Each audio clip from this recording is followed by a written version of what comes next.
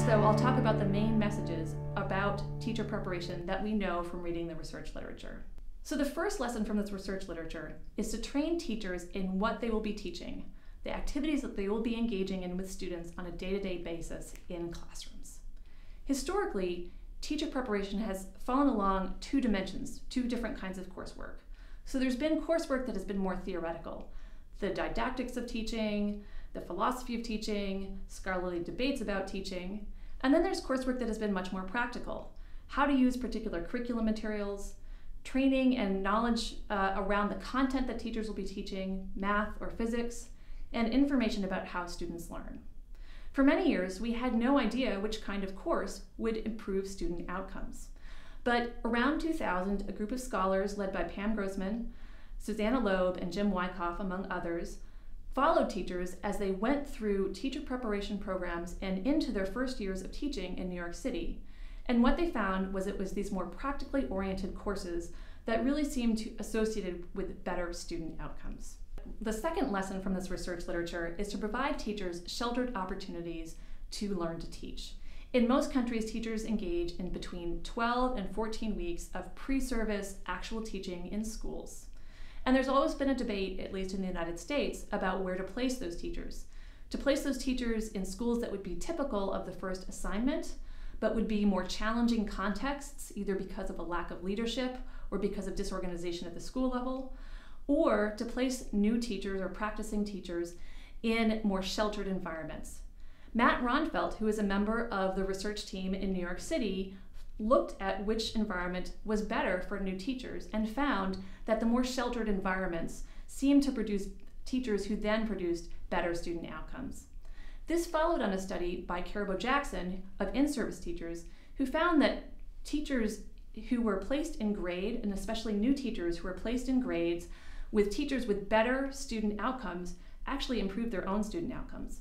So there's a lot of evidence that placing teachers in sheltered environments where they can collaborate with other teachers works quite well. The next lesson from this research literature is that alternative certification programs can produce improved student outcomes, but there's a big but attached to this one. So these alternative certification programs train teachers in a matter of weeks rather than a matter of years. And there's always been a debate in the United States about which is better, these alternative certification programs or more traditional teacher education programs. There's now a lot of evidence that suggests that teachers who train in alternative certification programs can produce better student outcomes, particularly in the areas of math and science. However, the big but associated with this or attached to this is that the selectivity of these programs matters a lot. Programs that really cream the best candidates that can take the best individuals and get them into teaching seem to actually work for kids. Programs that do not attract high-quality individuals, these are programs that are run through community colleges or run through districts themselves, don't seem to have any positive impact on student outcomes, and in some cases are associated with negative outcomes for kids. So the next lesson from this research literature is to avoid elaborate induction and mentoring programs. So internationally, it looks like about half of teachers report participating in one of these mentoring programs. In the US, the figure is closer to 80%. And there's a lot of studies that say that these programs can reduce teacher attrition and also perhaps improve student outcomes. But the problem with these programs is that they don't control for teacher selection into the programs. Some teachers meet with a mentor, some teachers meet a lot with a mentor, they take a lot of time with a mentor. Other new teachers choose not to do that. And so when these studies are looking at the effect of the program, they may actually be looking at just differences between teachers who are committed to improving their craft and improving their student outcomes versus teachers who are making choices not to do that. So more rigorous studies recently in the United States, experimental studies, have actually shown that there are either very weak or null impacts of mentoring programs on student outcomes. Now, I'm not going to argue for ditching mentoring programs completely, but what I would argue for is doing it in a way that is cost sensible. So rather than having a whole division devoted toward mentoring and staff devoted to mentoring, do it informally within a school. Get a teacher to be willing to take a new teacher on and give them advice about how to teach and how to teach well in that school. So instead of mentoring and induction programs, one thing that you might want to consider is coaching programs.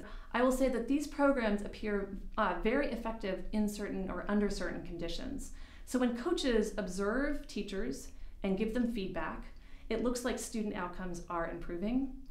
And a common characteristic of these coaching programs is that coaches are very well trained and also supervised or monitored so that they can help and they get help getting better in their own profession. So the last lesson from this literature looks back to those cross-national differences, and one of the things I would recommend is to consider supply-side mechanisms for improving the quality of the teaching workforce. So for instance, in many countries, they do a match between teachers entering teacher preparation programs and the number of slots that will be available in 4 years as those teachers graduate.